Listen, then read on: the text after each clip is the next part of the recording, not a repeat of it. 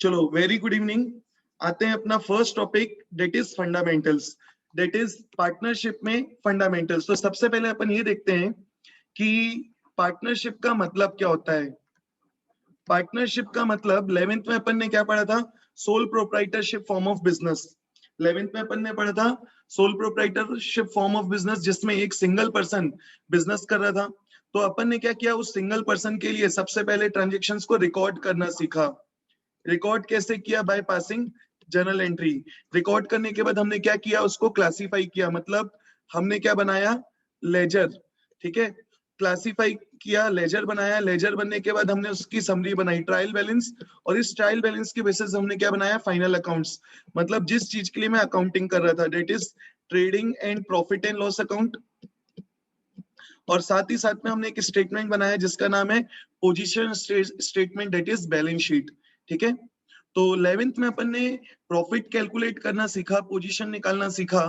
And 11th में अपन ने जिसके लिए सीखा वो क्या था, sole proprietorship form of business. तो वहां पे जो भी बिजनेस ने प्रॉफिट अर्न किया, that profit belongs to single owner. तो सीधा का सीधा पूरा का पूरा प्रॉफिट हमने सिंगल ओनर को दे दिया। बट अभी अपन क्या पढ़ने वाले हैं, पार्टनरशिप। तो पार्टनरशिप में होता क्या है पहले वो देखते हैं। पार्टनरशिप का मतलब है व्हेन टू और more than 2%, two or more than 2% decides to carry on any business activity, any economic activity together with a motive to earn profit, which will be carried on by all or any one of them acting for all। मतलब जब भी दो या दो से ज्यादा लोग मिलके कोई इकोनॉमिक एक्टिविटी कर रहे हैं जिसमें मोटिव क्या है, प्रॉफिट अर्न करना। मोटिव है प्रॉफिट अर्न करना, ना कि चैरिटी। ठीक है, अगर उनका मोटिव क्या है, टू अर्न प्रॉफिट, तो उनको अपन क्या बोलेंगे, दे आर इनटू पार्टनरशिप। ठीक है, तो जब भी दो या दो से ज्यादा लोग मिलके कोई इकोनॉमिक एक्टिविटी करते हैं जिसमें उनका मोटिव है प्रॉफिट अर्न करना, तो उनको अपन क्या बोलेंगे, पार्टनरशिप।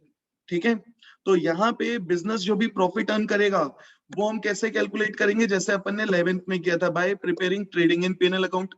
ठीक है, एंड जो भी प्रॉफिट होगा यहाँ पे किसको डिस्ट्रीब्यूट होगा, जो भी उसके ओनर्स हैं। 11th में अपन ने देखा था ओनर कौन था, सिंगल पर्सन। बट यहाँ पे ओनर क्या है, दो या दो से ज्यादा लोग। तो जो भी बिजनेस का प्रॉफिट होगा वो दो से ज्यादा लोगों में हमें डिस्ट्रीब्यूट करना है।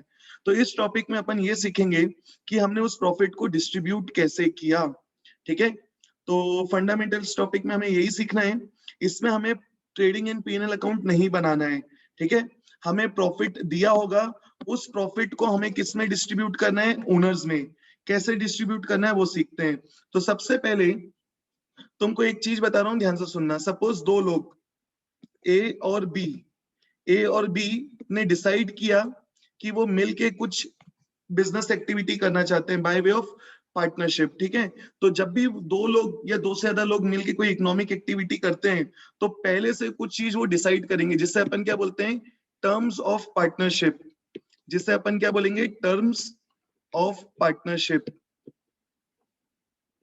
तो जो भी चीज वो डिसाइड करेंगे, तो सपोज दो लोग हैं, उन्होंने पार्टनरशिप करने के लिए डिसाइड किया, तो सबसे पहले वो क्या डिसाइड करेंगे कि कौन पर्सन कितना पैसा इन्वेस्ट करेगा, डेट इज कौन पर्सन कितना इन्वेस्ट करेगा।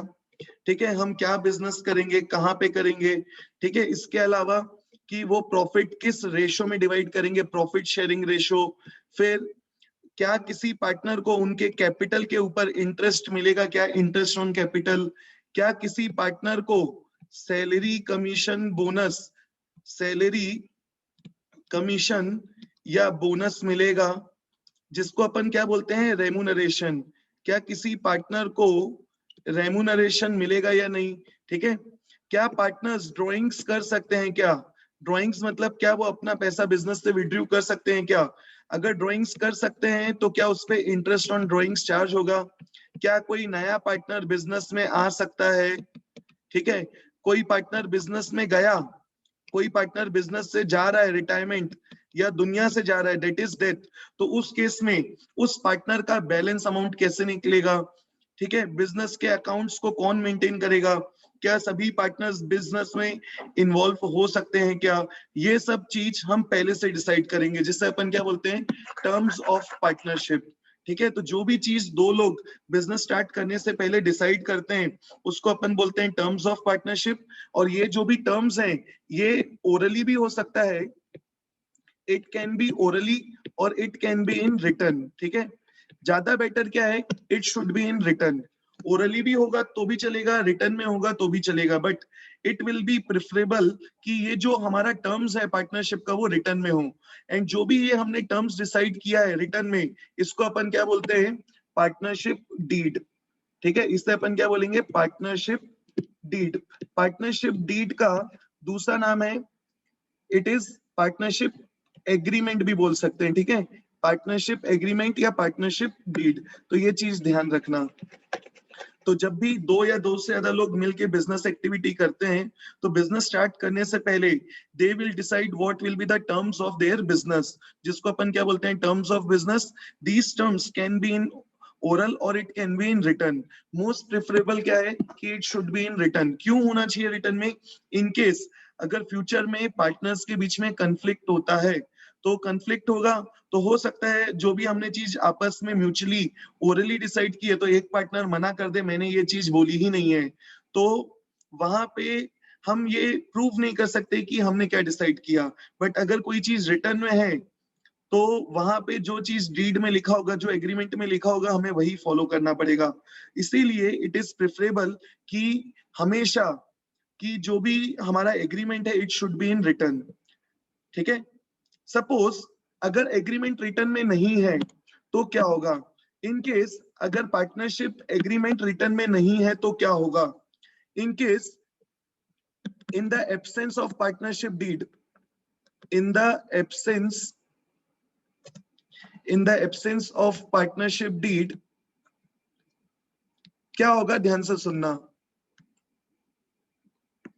अगर पार्टनरशिप डीड नहीं है, मतलब ये एग्रीमेंट रिटर्न में नहीं है, in the absence of partnership deed, अगर ये पार्टनरशिप डीड रिटर्न में नहीं है तो क्या होगा, ध्यान से सुनना। यहाँ पे अगर पार्टनर्स में कॉन्फ्लिक्ट होता है तो हम क्या फॉलो करेंगे, provisions of partnership act, provisions of partnership act 1932। अगर पार्टनरशिप डीड रिटर्न में नहीं है then we have to apply the provisions of Indian partnership act 1932। ठीक है, एंड इसमें क्या प्रोविजंस है मेन वो मैं बता रहा हूं, ध्यान से सुनना। अगर डीड नहीं है या डीड में इन चीजों से रिलेटेड कोई चीज मेंशन नहीं किया, तो जो एक्ट में लिखा होगा, कौन से एक्ट में, इंडियन पार्टनरशिप एक्ट 1932। ठीक है, तो जो एक्ट में लिखा होगा हमें वो फॉलो करना पड़ेगा। तो देखते हैं एक्ट में क्या लिखा है। अगर एग्रीमेंट रिटर्न में नहीं है तो पहला इंपॉर्टेंट प्रोविजन क्या है, profit shall be distributed equally.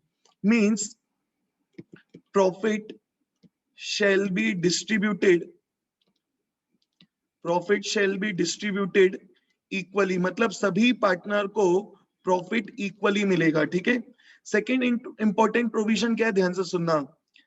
No IOC, किसी भी पार्टनर को इंटरेस्ट ऑन कैपिटल नहीं मिलेगा। इवन इफ पार्टनर्स ने डिसाइड किया था कि उनको इंटरेस्ट ऑन कैपिटल हम प्रोवाइड करेंगे, बट डीड रिटर्न में नहीं है तो उस केस में हम आईओसी प्रोवाइड नहीं करेंगे, ध्यान देना। ठीक है, second important third important provision क्या है, नो रेम्यूनरेशन। रेम्यूनरेशन मतलब मैंने क्या बताया था, सैलरी, कमीशन, बोनस। अगर डीड रिटर्न में नहीं है, पार्टनर्स ने डिसाइड किया था कि किसी पार्टनर को सैलरी, कमीशन या बोनस मिलेगा, क्योंकि डीड रिटर्न में नहीं है किसी पार्टनर को सैलरी, कमीशन या बोनस नहीं मिलेगा। ठीक है, next important provision is no IOD will be charged.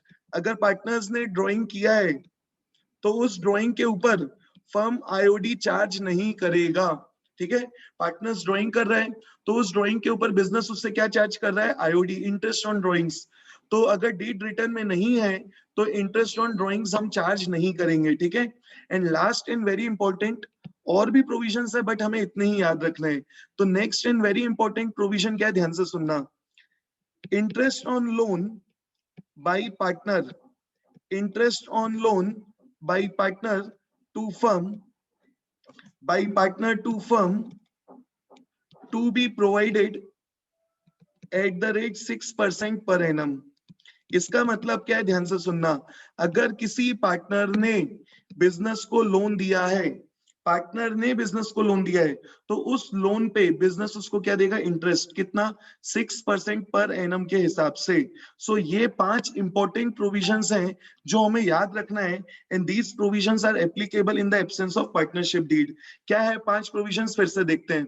पहला प्रोविजन क्या है, इक्वल प्रॉफिट्स, मतलब profit shall be distributed equally. Suppose A और बी ने डिसाइड किया था वो प्रॉफिट कैसे डिवाइड करेंगे, 2:3 के रेशो में, बट इनकी ये जो एग्रीमेंट है ये रिटर्न में नहीं है, तो in this case we will distribute profit equally between A and B. इसके बाद सपोज पार्टनर्स ने डिसाइड किया था they will provide interest on capital at the rate 10% per annum. उन्होंने ये डिसाइड किया था interest on capital 10% per annum हम प्रोवाइड करेंगे, क्योंकि डीड रिटर्न में नहीं है तो हम आईओसी प्रोवाइड नहीं करेंगे। ठीक है, this is second provision. Partners ने डिसाइड किया था कि जैसे ए को सैलरी मिलेगी कितना, ₹3000 पर मंथ, सैलरी मिलेगी ए को कितना, 3000 पर मंथ, क्योंकि डीड रिटर्न में नहीं है तो ए को सैलरी मिलने वाली नहीं है। ठीक है, दिस इज थर्ड प्रोविजन। फिर हमने डिसाइड किया था पार्टनर्स ड्राइंग करता है तो ड्राइंग के ऊपर business will charge interest on drawings कितना, से 8%। तो क्योंकि डीड रिटर्न में नहीं है तो firm will not charge interest on drawings from partners. And last and very important point अपन ने क्या देखा, अगर कोई पार्टनर फर्म को लोन देता है तो उस लोन के ऊपर business will pay, firm will pay interest eight the rate 6% per annum. तो ध्यान रखना, अगर डीड नहीं है या डीड में इन चीजों से रिलेटेड कोई भी चीज हमने मेंशन नहीं किया तो we have to follow provisions of Indian partnership act 1932, and ये 5 प्रोविजंस हमें याद रखना है। ठीक है, अपन एक छोटा सा पॉज लेते हैं। अब जिसके जो भी डाउट्स हैं you can ask your doubts. ठीक है, चलो अपन आगे बढ़ते हैं। अभी अपन ने क्या पढ़ा, अगर पार्टनरशिप एग्रीमेंट नहीं है, पार्टनर्स के बीच में एक एग्रीमेंट नहीं है, तो इन केस अगर कॉन्फ्लिक्ट होता है तो क्या होगा, provisions of Indian partnership act 1932 will be applicable. अब आते हैं इस टॉपिक में करना क्या है। ठीक है, आगे भी बहुत सारी थ्योरी है, ये सब अपन बाद में पढ़ेंगे। पहले अपन देखते हैं इस टॉपिक में हमें करना क्या है। इस टॉपिक में बेसिकली हमें करना क्या है, बिजनेस ने जो भी प्रॉफिट अर्न किया है ना, उस प्रॉफिट को हमें क्या करना है, डिस्ट्रीब्यूट। उस प्रॉफिट को हमें क्या करना है, डिस्ट्रीब्यूट करना है। किसमें करना है, बिटवीन पार्टनर्स। जो भी बिजनेस ने प्रॉफिट अर्न किया वो क्या करना है, पार्टनर्स में डिस्ट्रीब्यूट करना है। तो तुम लोग का एक क्वेश्चन आएगा, तो इसमें सोचने वाली बात क्या है, मैं प्रॉफिट को तो उनके प्रॉफिट शेयरिंग रेशियो में डिस्ट्रीब्यूट कर सकता हूँ। क्लियर है, जैसे ए और बी ने डिसाइड किया था कि वो प्रॉफिट्स किस रेशियो में डिसाइड करेंगे, डिवाइड करेंगे, 2:3। तो सिंपली जो भी बिजनेस ने प्रॉफिट अर्न किया, मैं क्यों ना उस प्रॉफिट को 2:3 के रेशो में डिवाइड कर दूं। तो ये एक डाउट आ सकता है, बट हमें ऐसा नहीं करना है। ठीक है, यहाँ पे एक इंपॉर्टेंट चीज बता रहा हूं, ध्यान से सुनना। एप्रोप्रिएशन ऑफ प्रॉफिट, ये बहुत काम आएगा, ध्यान से सुनना। Appropriation of profit and distribution and charge against profits. Appropriation of profit and charge against profit, charge against profit. तो ध्यान से सुनना, इन दोनों टर्म्स का मतलब क्या है। एप्रोप्रिएशन ऑफ प्रॉफिट का मतलब, एप्रोप्रिएशन का मतलब होता है डिस्ट्रीब्यूशन, एप्रोप्रिएशन का मतलब होता है डिस्ट्रीब्यूशन ऑफ प्रॉफिट। तो प्रॉफिट का डिस्ट्रीब्यूशन। ठीक है, तो कोई भी चीज एप्रोप्रिएशन ऑफ प्रॉफिट कब कहलाएगी, ध्यान से सुनना, when it is provided, when, या हम बोल सकते हैं it will be provided, it will be provided, it will be provided only, it will be provided only when there is profit, only when there is profit। मतलब जो भी चीज profit होगी तभी प्रोवाइड करेंगे, that is appropriation of profit. ठीक है, मतलब बिजनेस ने अगर प्रॉफिट अर्न किया तो ही तो पार्टनर्स में डिस्ट्रीब्यूट होगा, तो जो भी चीज प्रॉफिट होगा तो ही डिस्ट्रीब्यूट होगी, उसको अपन क्या बोलते हैं, एप्रोप्रिएशन ऑफ प्रॉफिट। हम पार्टनर्स को पार्टनर की कैपेसिटी में प्रोवाइड कर रहे हैं, that is appropriation of profit या प्रॉफिट। ठीक है, अब ध्यान से सुनना, चार्ज अगेंस्ट प्रॉफिट्स का मतलब क्या होता है, जो भी चीज हमें प्रोवाइड करना ही करना है, it is provided even if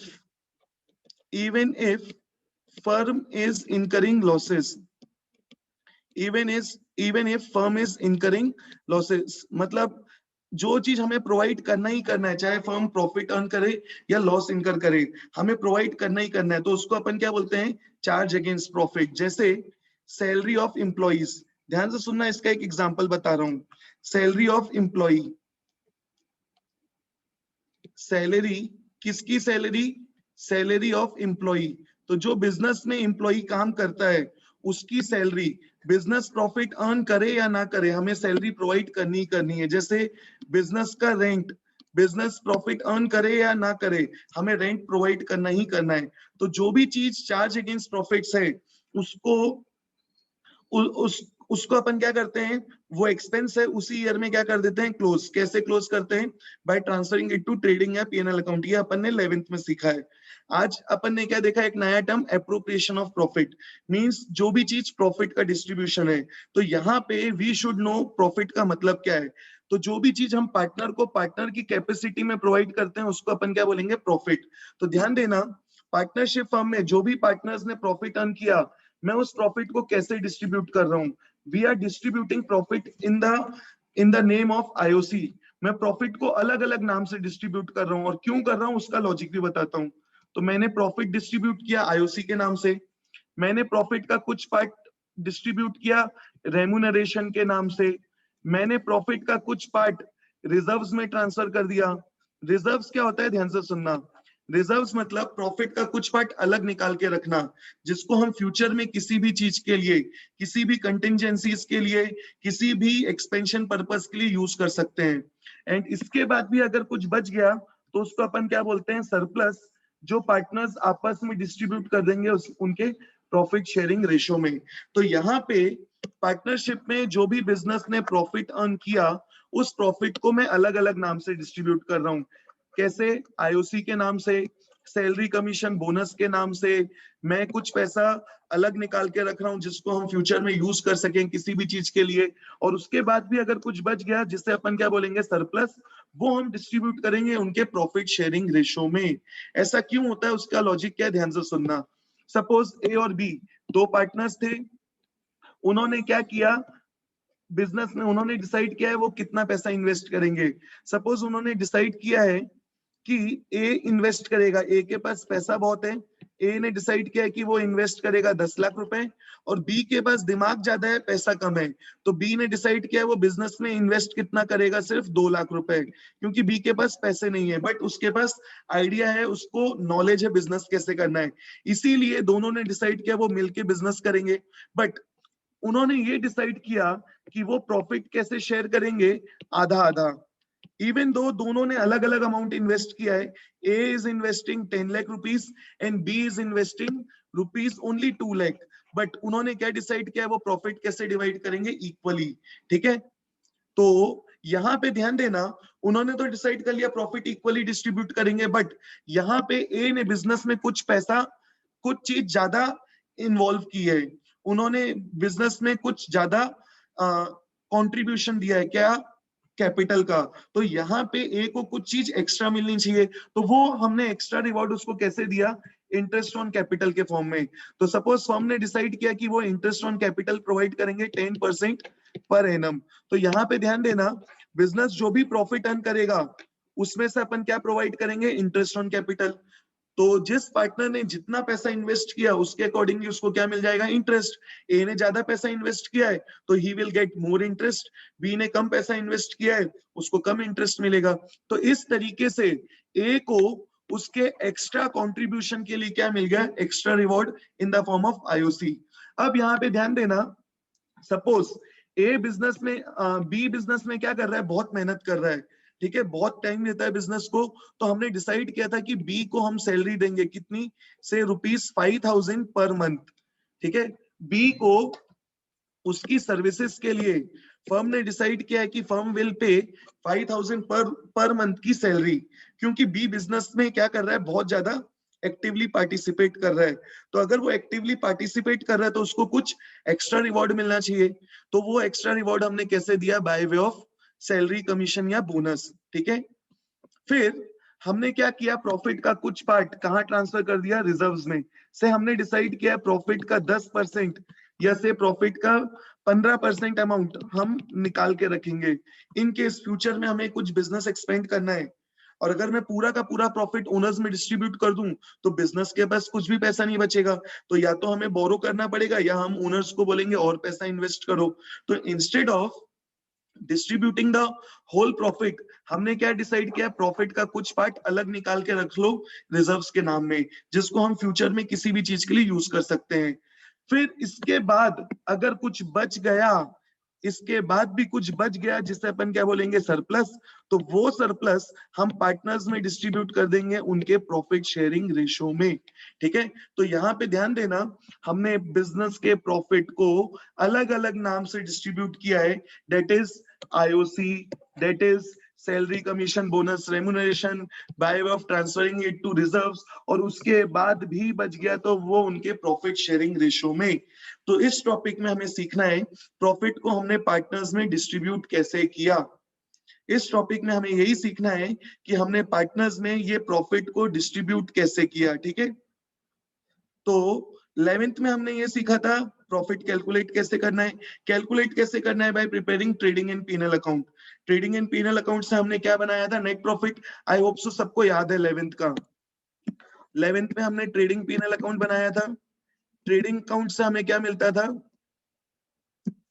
trading account से हमें क्या मिलता था, ग्रॉस प्रॉफिट। अपन क्या लिखते थे, to gross profit carried down, ठीक है। फिर अपन ने क्या बनाया था, PNL account, trading and profit and loss account. And profit loss account से अपन ने क्या निकाला, नेट प्रॉफिट। एंड 11th में अपन क्या करते थे, जो भी हमारा नेट प्रॉफिट आया पूरा का पूरा क्या करते थे, transfer to capital, single owner के अकाउंट में ट्रांसफर कर देते थे। बट यहाँ पे सिंगल ओनर नहीं है, तो जो भी प्रॉफिट बिजनेस ने अर्न किया वो हमें किस में डिस्ट्रीब्यूट करना है, जो भी बिजनेस के पार्टनर्स हैं, जो भी बिजनेस के ओनर्स हैं, ठीक है। तो जो भी बिजनेस का प्रॉफिट होगा वो प्रॉफिट को हमें किस में डिस्ट्रीब्यूट करना है, ओनर्स में।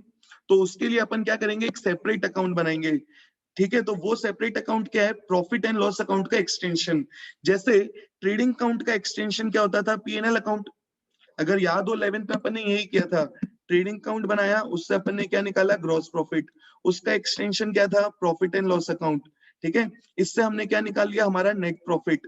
अब ये जो भी नेट प्रॉफिट है बिजनेस का, ये हमें ओनर्स में डिस्ट्रीब्यूट करना है अलग अलग नाम से। किस नाम से, IOC, salary, commission, bonus, transfer to reserves, और बच गया तो सरप्लस। तो ये प्रॉफिट हमने कैसे डिस्ट्रीब्यूट किया, उसके लिए अपन ने क्या बनाया, एक अकाउंट। उस अकाउंट का नाम क्या है, profit and loss appropriation account. Profit and loss appropriation account, ये अकाउंट क्या है, पीएनएल अकाउंट का extension. Profit and loss account का एक्सटेंशन है, और इस अकाउंट से हम ये बताएंगे कि पार्टनर्स को हमने प्रॉफिट कैसे डिस्ट्रीब्यूट किया, आईओसी के फॉर्म में, सैलरी, कमीशन, बोनस, जिसको अपन क्या बोलते हैं, रेम्युनरेशन के फॉर्म में। कुछ पैसा हमने रिजर्व्स में ट्रांसफर कर दिया, और उसके बाद भी अगर कुछ बच गया, उसके बाद भी अगर कुछ बच गया तो वो सरप्लस उनके पीएसआर में, ठीक है। तो प्रॉफिट हमने कैसे डिस्ट्रीब्यूट किया, उसके लिए हमें क्या बनाना है, एक सेपरेट अकाउंट। उस अकाउंट का नाम क्या है, profit and loss account, profit and loss appropriation account.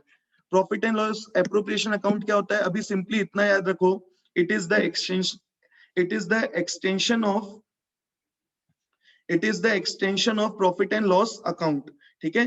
कैसे बनाना है ये अपन पढ़ेंगे 3rd या 4th क्लास में। तो अपन एक छोटा सा पॉज लेते हैं वापस। जल्दी से मुझे बताओ यहां तक की चीजें समझ में आई या नहीं। चलो मैं आगे बढ़ता हूं, एंड अपन आते हैं अब कुछ प्रैक्टिकल क्वेश्चंस में, प्रैक्टिकल पार्ट में। सबसे पहले ध्यान से सुनना, यहाँ पे अभी अपना जो पहला प्रैक्टिकल पार्ट है, that is calculation of, calculation of interest on drawings.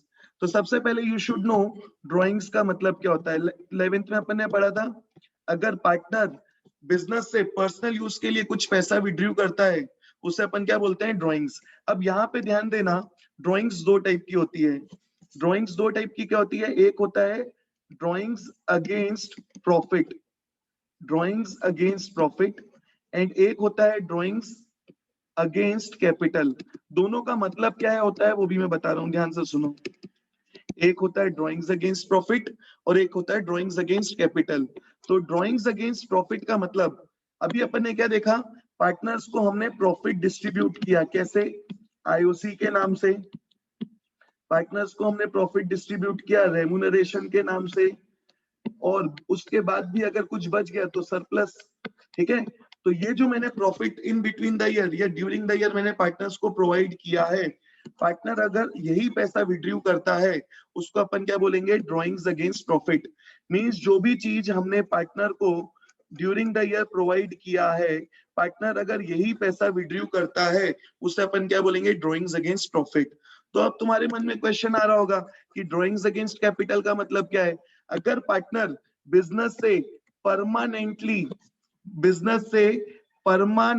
अपना इन्वेस्टमेंट कम करता है, अगर परमानेंटली विड्रू करता है, पार्टनर बिजनेस से अपना इन्वेस्टमेंट कम कर रहा है, जिसके कारण उसका जो प्रॉफिट शेयरिंग रेशो है या प्रॉफिट शेयर है डेट विल डिक्रीज। अगर पार्टनर परमानेंटली पैसा विड्रू कर रहा है जिससे उसका प्रॉफिट शेयर विल डिक्रीज, तो उस टाइप की ड्राइंग्स को अपन क्या बोलते हैं? Drawings against capital. मतलब ए या बी कोई भी पार्टनर बिजनेस से अपना कुछ पैसा परमानेंटली विड्रू कर रहा है जिसके कारण उसका बिजनेस में प्रॉफिट शेयर विल डिक्रीज, तो उस टाइप की ड्राइंग्स को अपन क्या बोलते हैं? Drawings against capital. मैं उनको ड्यूरिंग द ईयर क्या दे रहा हूँ? Salary, commission, bonus, IOC, profit में शेयर। पार्टनर ये पैसा विड्रू कर रहा है तो उसको अपन क्या बोलेंगे? Drawings against profit.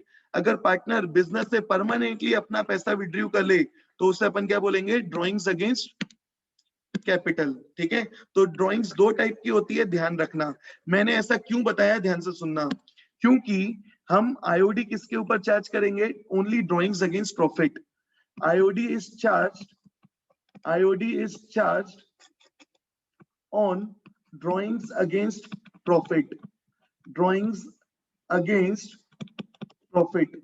IOD capital drawings पे चार्ज नहीं होता। आईओडी कैपिटल ड्राइंग्स पे चार्ज नहीं होगा। आईओडी किस पे चार्ज होगा? Drawings against profit. And IOD क्यों चार्ज करते हैं मैं उसका भी लॉजिक बता देता हूँ। तो उसके पीछे लॉजिक क्या है, ध्यान से सुनना। आईओडी हम क्यों चार्ज करते हैं? सपोज ए और बी में से ए थोड़ा सा डोमिनेंट पार्टनर है, ठीक है, ए थोड़ा सा डोमिनेंट है और बी थोड़ा सा इनोसेंट पार्टनर है। तो ए क्या करेगा? ज्यादा पैसा विड्रू करेगा। अगर ए ज्यादा पैसा विड्रू करेगा तो इससे हो सकता है बिजनेस में पैसा बचे ही ना। बी को भी तो घर चलाने के लिए पैसा चाहिए, बट बिजनेस में पैसा ही नहीं बचा। तो इन दैट केस हमने क्या डिसाइड किया है कि फर्म विल चार्ज आईओडी। तो अब जिसको जितना विड्रू करना है करो। अगर पार्टनर ज्यादा पैसा विड्रू कर रहा है तो उससे business will charge interest on drawings, तो उससे बिजनेस की इनकम होगी, अल्टीमेटली दूसरे पार्टनर की इनकम होगी। यहाँ पे क्या हुआ? सपोज ए ने ज्यादा पैसा विड्रू किया, बिजनेस में पैसा नहीं बचा, बी को भी पैसे की जरूरत है तो इसको बोरो करना पड़ा कहीं से। तो हमने डिसाइड किया हम आईओडी चार्ज करेंगे। तो अगर ए ज्यादा विड्रू कर रहा है तो ए को ज्यादा आईओडी देना पड़ेगा, बिजनेस की इनकम होगी, उससे बी को कॉम्पेंसेशन मिल गया। ठीक है, तो this is the logic behind charging interest on drawings. अब ध्यान से सुनना, अभी अपन ने क्या पढ़ा? ड्राइंग्स कितने टाइप की होती है? दो टाइप की, ड्राइंग्स अगेंस्ट प्रॉफिट और drawings against capital. Drawings against profit मतलब जो भी हमने पार्टनर्स को ड्यूरिंग द ईयर प्रोवाइड किया, पार्टनर अगर यही पैसा विड्रू करता तो drawings against profit. Partner permanently अपना पैसा विड्रू कर रहा है जिससे उसका बिजनेस में इन्वेस्टमेंट विल डिक्रीज, जिससे उसके प्रॉफिट का शेयर विल डिक्रीज, तो इसको अपन क्या बोलते हैं? Drawings against capital. Interest on drawings is not charged on drawings against capital. Interest is charge only on drawings against profit. अब ध्यान से सुनना, आईओडी कैलकुलेट करने के लिए देयर आर टू मेथड्स। देखा जाए तो एक और मेथड है, बट वो हम स्पेसिफिक केस में ही अप्लाई कर सकते हैं। तो आईओडी कैलकुलेट करने के लिए तीन मेथड्स हैं, दो हम हर केस में अप्लाई कर सकते हैं, एंड जो थर्ड मेथड है हमारा वो हम सिर्फ स्पेशल केस में ही उसको अप्लाई कर सकते हैं। तो हमारा जो पहला मेथड है वो क्या है? Simple method. आईओडी कैलकुलेट करने का first method is simple method. Second method का नाम है प्रोडक्ट मेथड। प्रोडक्ट मेथड का एक और नाम है damp method. And third method is formula method. Formula method is applicable only when two conditions are fulfilled. ठीक है, तो मैं हर केस में सिंपल मेथड अप्लाई कर सकता हूं, मैं हर केस में प्रोडक्ट या डैम्प मेथड अप्लाई कर सकता हूं, पर हर केस में फॉर्मूला मेथड अप्लाई नहीं होगा। फॉर्मूला मेथड अप्लाई होगा उसी केस में जब दो कंडीशन फुलफिल होगी। तो अपन आते हैं सबसे पहले सिंपल मेथड में करना क्या है। इस सिंपल मेथड में हमें क्या करना है, ध्यान से सुनना। We have to calculate interest, we have to calculate interest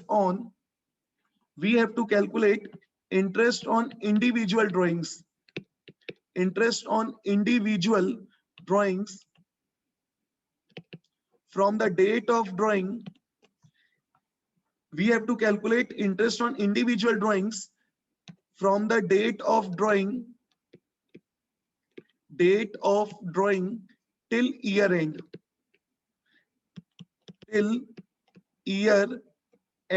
हमें क्या करना है, इंडिविजुअल ड्राइंग्स पे इंटरेस्ट कैलकुलेट करना है। We have to calculate interest on individual drawings कब से कब तक, from the date of drawing till year end, मतलब जिस दिन ड्राइंग किया है वहां से लेके ईयर एंड तक। वी हैव टू कैलकुलेट जितनी भी ड्राइंग्स है, हर एक ड्राइंग्स में हमें इंटरेस्ट निकालना है कब से कब तक, जिस दिन विड्रू किया वहां से ईयर एंडिंग तक। और लास्ट में क्या करना है उसको, एंड सम देम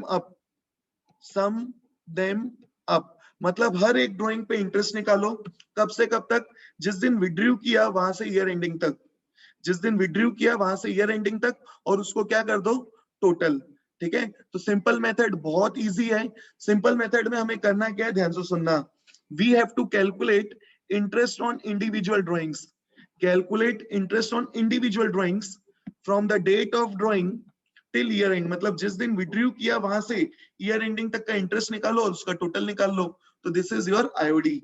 चलो, तो मैं तुमको इसका एक क्वेश्चन करके बता रहा हूँ कैसे आता है। तो ध्यान देना, सपोज हमें क्या दिया है क्वेश्चन, हमें बोला है calculate interest on drawings at the rate 12% per annum from the following information. फिर हमें दिया drawings of A and B are as follows. क्या क्या दिया है, ए और बी की ड्राइंग्स दी है अलग अलग डेट में। ए ने विड्रू किया है, ए और बी ने विड्रू किया है 30 जून को, 1 अक्टूबर को, 1 दिसंबर को, 31 जनवरी को और 31 मार्च को। तो हमें ये ए और बी की ड्राइंग्स दी है, हमें बोला है इंटरेस्ट निकालना है eight the rate 12% per annum for A and B both. ठीक है, तो अपन इसको सिंपल मेथड से करते हैं। मैं तुमको सिंपल मेथड में ए के लिए आईओडी कैलकुलेट करके बता रहा हूं, तो तुमको सेम ऐसा ही आईओडी निकालना है बी के लिए। ठीक है, मैंने क्या बताया था, सिंपल मेथड में अपन क्या करते हैं, we calculate interest on individual drawings, from the date of drawing till year end, और लास्ट में अपन क्या करते हैं उसका सम। ठीक है, तो देखो कैसे करना है। हमें ए और बी की ड्राइंग्स दी है, अभी मैं तुमको आईओडी कैलकुलेट करके बता रहा हूँ सिर्फ ए के लिए। कौन सी मेथड से, सिंपल मेथड से। तो करना क्या है, सिंपल मेथड में सबसे पहले देखते हैं फॉर्मेट क्या है। तो format is first column for date, second column for amount, third column for interest. ठीक है, फिर ए ने जब जब विड्रू किया उसका डेट लिख लो। ए ने विड्रू किया है 30 जून को, ए ने विड्रू किया है 1 अक्टूबर को, ए ने विड्रू किया है 31 जनवरी 2021। तो ए ने कब कब विड्रू किया है, उस ईयर में। इस केस में हमारा अकाउंटिंग ईयर क्या है, हमारा अकाउंटिंग ईयर इज 2020-21। इसका मतलब स्टार्ट कब हुआ है, 1 अप्रैल 20 से एंड कब होगा, 31 मार्च 21। ठीक है, हमारा अकाउंटिंग ईयर इज 2021। तो हमें 2021 की क्या दी है, ड्राइंग्स दी है। तो अपन ने फर्स्ट कॉलम में ए की ड्राइंग्स लिख लिया। फिर ए ने कितना कितना अमाउंट विड्रू किया, सबसे पहले 8,000, फिर 5,000, फिर 12,000। हमने क्या किया, उनकी ड्राइंग्स लिख लिया। अब क्या करना है, हर एक ड्राइंग पे हमें इंटरेस्ट निकालना है from the date of drawing till year end. तो पहले अपन ने फर्स्ट ड्राइंग के ऊपर इंटरेस्ट निकाला। फर्स्ट ड्राइंग कितनी है, 8,000 रुपीज। इस पे हमें इंटरेस्ट निकालना है कब से, 30th जून। उसने कब विड्रू किया, 30 जून को। तो 30 जून से ईयर एंडिंग तक, ईयर एंड कब हो रहा है, 31 मार्च 21।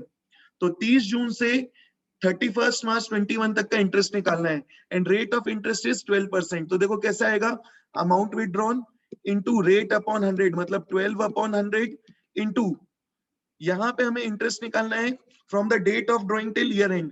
तो जून से लेके ईयर एंडिंग तक देखो कितने मंथ्स बचे।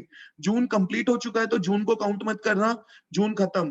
क्या आया? जुलाई, फिर अगस्त, सितंबर, अक्टूबर, नवंबर, दिसंबर, जनवरी, फेब, मार्च। तो देखो कितने हो गए? 9 मंथ्स। तो we have to calculate interest on rupees 8,000 for 9 months. तो मैंने यहाँ पे 9 मंथ्स का इंटरेस्ट निकाला 8,000 रुपीज पे। तो देखो कितना आएगा? ये 12 12 कैंसिल, 2 0 कैंसिल, तो it will be equal to rupees 720। ऐसे ही हमें इंटरेस्ट निकालना है किसके लिए? सेकेंड ड्राइंग के ऊपर। तो ए ने सेकेंड ड्राइंग कितना किया है? 5,000 रुपीज। रेट कितना है? 12%। एंड इस पे इंटरेस्ट कितना लगेगा? ध्यान से सुनना, from the date of drawing till year end. तो 1 अक्टूबर में विड्रॉ किया है, तो अक्टूबर से लेके ईयर एंडिंग तक मतलब अक्टूबर पूरा, फिर नवंबर, दिसंबर, जनवरी, फेब, मार्च, मतलब कितने महीने हो गए? 6 महीने। तो इस पे हमें इंटरेस्ट लगाना है 6 महीने का। तो देखो इंटरेस्ट कितना आएगा? 12 12 कैंसिल, 2 0 कैंसिल, तो this will be equal to rupees 300। तो हमने उसकी सेकेंड ड्राइंग पे भी इंटरेस्ट निकाल लिया from the date of drawing till year end. अब हमें क्या करना है? इंटरेस्ट निकालना है ऑन लास्ट ड्राइंग। उसने लास्ट ड्राइंग कब की है? 31 जनवरी 21। तो यहां से ईयर एंडिंग तक का देखो टाइम पीरियड कितना है? 3 मंथ्स। 3 मंथ्स नहीं, जनवरी के एंड में विड्रॉ किया है तो जनवरी काउंट नहीं करना है क्योंकि जनवरी तो खत्म हो गया। तो बचा कितना?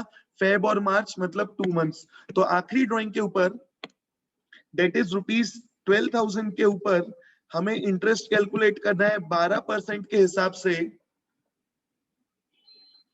12% के हिसाब से फॉर 2 मंथ्स। तो देखो कितना आएगा? 12 और 12 cancel, 2 0 cancel, it will be equal to 240 rupees. अब हमें क्या करना है? इंटरेस्ट कॉलम का टोटल निकालना है एंड हमें क्या मिल जाएगा? हमारा आईओडी। तो देखो इंटरेस्ट कॉलम का टोटल कितना आ रहा है? रुपीज 1260। हमारा इंटरेस्ट कॉलम का टोटल अमाउंट आया रुपीज 1260। ठीक है, तो हमने क्या किया? ध्यान से सुनना, हमने इस मेथड में क्या किया? We have calculated interest on individual drawings. हर एक ड्राइंग पे, हर एक ड्राइंग पे हमने क्या निकाला? Interest from the date of drawing till year end, और उस इंटरेस्ट को लास्ट में क्या कर लिया? सम। तो उसको अपन क्या बोलेंगे? This is your simple method. मैंने ए के लिए तुमको कैलकुलेट करके दिया है, सिमिलर वे में तुमको किसके लिए कैलकुलेट करना है? बी के लिए। ठीक है, तो इंटरेस्ट ऑन ड्राइंग्स कैलकुलेट करने के लिए देयर आर 3 मेथड्स, जिसमें से first method is simple method. ठीक है, तो आज अपन ने अभी सिंपल मेथड कंप्लीट कर लिया है। सिंपल मेथड में किसी को अगर डाउट है तो तुरंत मुझसे पूछो। सिंपल मेथड में अगर किसी को डाउट है तुरंत मुझसे पूछो। अपन लेते हैं एक छोटा सा पॉज। चलो अपन आगे बढ़ते हैं। अभी अपन ने आईओडी कैलकुलेट करना सीखा सिंपल मेथड से। अब आते हैं प्रोडक्ट मेथड में। Second method for calculating interest on drawings is product method. मैं interest on drawing simple method से कैलकुलेट करूं या प्रोडक्ट मेथड से करूं, दोनों से आंसर क्या आएगा? सेम। अरे दोनों से आंसर सेम आएगा तो दो मेथड से करने की क्या जरूरत? देखो क्वेश्चन में तुम्हें जिस मेथड से करने आया तुम्हें उसी मेथड से करना पड़ेगा, इसीलिए हमें हर मेथड से बनना चाहिए। तो देखते हैं प्रोडक्ट मेथड में करना क्या है। तो प्रोडक्ट मेथड में क्या होता है? ध्यान से सुनना, हमें इस मेथड में क्या करना है? We have to convert, in this method we have to convert, we have to convert every drawing, या we have to convert every drawing into monthly drawing. हमें हर एक ड्राइंग्स को किस में कन्वर्ट करना है? मंथली ड्राइंग में कन्वर्ट करना है। ठीक है, in this method we have to convert each and every drawings into monthly drawings. Monthly drawings में कैसे कन्वर्ट करते हैं, उसका मतलब क्या होता है वो भी देखते हैं। सबसे पहले देखते हैं कन्वर्ट कैसे करते हैं। We have to convert each and every drawings into monthly drawings. कैसे? By multiplying the, by multiplying amount withdrawn, by multiplying the amount withdrawn with number of months, number of months left from the date of, from the date of drawing till year and. हमें क्या करना है, हर एक drawing को किससे multiply करना है, हर एक ड्राइंग्स को, हर एक अमाउंट को किससे विड्रू मल्टीप्लाई करना है, number of months left from the date of drawing till year end. मतलब जिस दिन ड्राइंग किया वहां से ईयर एंडिंग तक जितने मंथ्स बच गए उससे मल्टीप्लाई कर दो। तो जो ड्राइंग है वो किस में कन्वर्ट हो जाएगा, drawing equivalent to 1 month. Monthly drawings का दूसरा नाम होता है drawing equivalent to 1 month, drawing equivalent to 1 months drawing, to 1 months drawing. तो यहां पे हमें क्या करना है, हर एक ड्राइंग को किस में कन्वर्ट करना है, drawing equivalent to 1 month drawing. कैसे करना है, ड्राइंग्स को मल्टीप्लाई कर दो number of months left from the date of drawing till year end. मतलब जिस दिन ड्राइंग किया वहां से ईयर एंडिंग तक जितना टाइम पीरियड बचा उतने टाइम से मल्टीप्लाई कर दो, you will get drawing equal to 1 months drawing. ठीक है, और उसके बाद हमें क्या करना है, यहाँ पे एक फॉर्मूला अप्लाई करना है। क्या फॉर्मूला अप्लाई करना है, IOD will be equal to summation product, मतलब drawing equivalent to 1 month into rate upon 100 into 1 divide by 12। 1 divide by 12 क्यों किया, क्योंकि हमने सभी ड्राइंग्स को किसमें कन्वर्ट कर दिया, ड्राइंग इक्वल टू 1 मंथ। तो हम इंटरेस्ट कैलकुलेट करेंगे ओनली फॉर 1 मंथ। ठीक है, तो जो भी हमारा ड्राइंग्स है, first we have to convert drawings in monthly drawings। कैसे, by multiplying the amount withdrawn with number of months left from the date of drawing till year end, then apply this formula summation product into rate upon 100 into 1 by 12। तो देखते हैं कैसे करना है। Same question अब अपन B के लिए करते हैं। मैंने ए के लिए सिंपल मेथड से करके दिखा दिया, बी के लिए मैं तुमको प्रोडक्ट मेथड से करके दे रहा हूं। एंड तुम लोग का होमवर्क क्या होगा, homework will be you have to calculate IOD, you have to calculate IOD। ठीक है, ए के लिए कौन सी मेथड से, प्रोडक्ट मेथड से, और बी के लिए कौन सी मेथड से, सिंपल मेथड से। ठीक है, ये तुम लोग का होमवर्क है। चलो तो पहले आते हैं IOD for B by product method.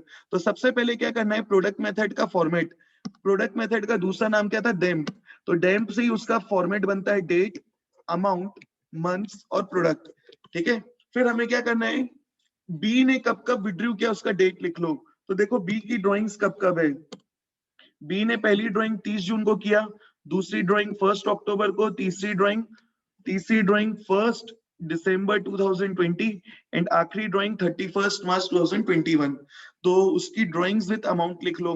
तो फर्स्ट कॉलम में हमने डेट लिख लिया, उसने कब कब विड्रू किया। नेक्स्ट कॉलम में write down the amount withdrawn, ठीक है, वो भी लिख दिया। अब क्या करना है, now we have to write down the number of months left from the date of drawing till year end। मतलब पहली ड्राइंग कब है, 30 जून, 30 जून से ईयर एंड तक, ईयर एंड कब हो रहा है, 31 मार्च 2021। तो 30 जून से ईयर एंड तक टाइम कितना बचा, 9 मंथ्स। तो यहाँ पे नंबर ऑफ मंथ्स कितना आ गया, 9। सिमिलर वे में दूसरी ड्राइंग 1 अक्टूबर से ईयर एंडिंग तक का टाइम, अक्टूबर पूरा, नवंबर, दिसंबर, जैन, फेब, मार्च, तो कितना हो गया, 6 महीने। फिर तीसरी ड्राइंग है 1 दिसंबर, तो 1 दिसंबर से कितना होगा, दिसंबर पूरा, जनवरी पूरा, फेब पूरा, मार्च पूरा, कितने महीने हो गए, 4 महीना। और आखिरी ड्राइंग कब की है उसने, 31 मार्च।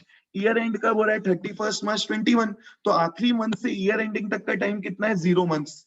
तो हमें क्या करना है, जितना भी हमने ड्राइंग्स किया है उसको किससे मल्टीप्लाई करना है, मंथ से। तो यहाँ पे हमें प्रोडक्ट निकालना है। प्रोडक्ट कैसे आएगा, अमाउंट को मल्टीप्लाई कर दो मंथ से, अमाउंट को मल्टीप्लाई करना है मंथ से। तो देखो कितना आएगा, 12,000 into 9, this will be equal to 1,08,000। फिर ऐसे ही 10,000 इंटू 6, 60,000। फिर 5,000 into 4, 20,000 and 8,000 into 0 is 0। 8,000 into 0 is 0। ठीक है, तो देखो अपन ने क्या किया, हर एक ड्राइंग्स को किसमें कन्वर्ट कर दिया, मंथली ड्राइंग्स में। कैसे, ध्यान से सुनना, मैं 12,000 रुपए विड्रू करूं 9 महीने के लिए, या मैं 1,08,000 रुपए विड्रू करूं 1 महीने के लिए, दोनों क्या है, बराबर। 12,000 विड्रू किया मैंने 9 महीने के लिए, या 1,08,000 मैंने विड्रू किया 1 महीने के लिए, दोनों क्या है, बराबर। तो हमने क्या किया, हर एक ड्राइंग्स को किसमें कन्वर्ट कर दिया, मंथली ड्राइंग्स में, मतलब drawing equivalent to drawings equal to 1 month drawing. ठीक है, अब हमें क्या करना है, हमें क्या करना है, समेशन प्रोडक्ट निकालना है, मतलब प्रोडक्ट कॉलम का टोटल निकालना है। तो प्रोडक्ट कॉलम का टोटल देखो कितना आएगा, 1,08,000 प्लस 60,000 प्लस 20,000, तो this will be equal to 1,88,000। ठीक है, तो हमने समेशन प्रोडक्ट निकाल लिया। समेशन प्रोडक्ट निकालने के बाद we have to apply the formula. Formula is IOD equals to summation product into rate upon 100 into 1/12। हमने क्या निकाल लिया, ड्राइंग इक्वल टू 1 मंथ, इसका मतलब 12,000 9 महीने के लिए, 10,000 6 महीने के लिए, 10,000 6 महीने के लिए, या 5,000 4 महीने के लिए, या नहीं, मतलब सब में ऐड करना है। ठीक है, और 8,000 रुपए 0 मंथ्स के लिए इक्वल है किसके बराबर, ₹1,88,000 विड्रू करूं 1 मंथ के लिए। ठीक है, तो हमने 1 मंथ का इक्विवेलेंट ड्राइंग्स निकाल लिया। Now calculate IOD for only 1 month. तो देखो कितना आएगा, समेशन प्रोडक्ट 1,88,000, रेट कितना है 12%, तो 12 अपॉन 100 एंड 1 अपॉन 12 से डिवाइड करना है, तो 12 और 12 कैंसिल, 2 0 कैंसिल, कितना आ गया देखो यहाँ पे, आंसर विल बी ₹1,880। ठीक है, तो दिस इज योर आंसर। मैं फिर से बता देता हूं इस मेथड में मैंने क्या किया। इस मेथड में हमने क्या किया, we converted each and every drawings into monthly drawings, drawing equivalent to 1 month. कैसे, by multiplying the amount withdrawn with number of months left from the date of drawing till year end, and then we calculated interest for only 1 month। ठीक है, चलो, तो मैंने ये दोनों methods तुमको करके दे दिया है। लगेगा तो मैं इसका तुमको है ना पीडीएफ बना के भेज देता हूँ, तुम लोग इस क्वेश्चन को यूज कर सकते हो for doing your homework. I hope so सबको होमवर्क क्लियर है। तो आज के लिए बस अपन इतना ही रखते हैं। अब तुम्हारे जो भी डाउट्स हैं, now you can ask your doubts. ठीक है।